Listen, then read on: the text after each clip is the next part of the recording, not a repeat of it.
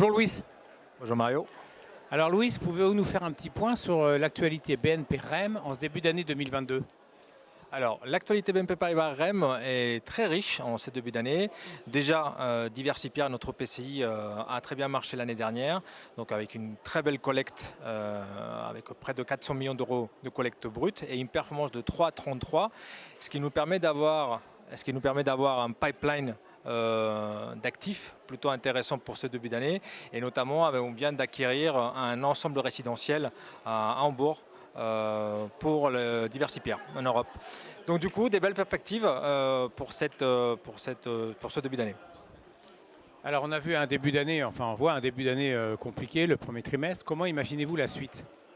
Alors la suite, effectivement, tout le monde parle de l'inflation, tout le monde parle de la hausse des taux.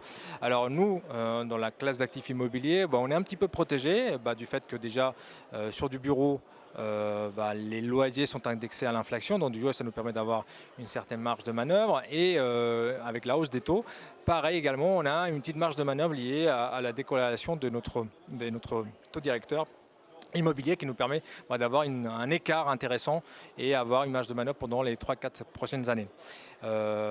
Pour la suite de l'année, Diversipia notamment a des très belles perspectives dans le sens où on va récupérer un certain nombre de loyers négociés pendant la crise du Covid, d'une part, et d'autre part, on continue à investir sur l'ISR et de la création de valeur sur des actifs type le 51-53 Boulevard Roman, qui est en plein de travaux de restructuration, et auquel cas le résultat sera extraordinaire et du coup ce sera plutôt intéressant pour la performance de Diversipia en fin d'année.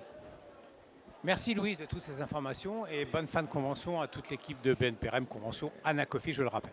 Merci Mario.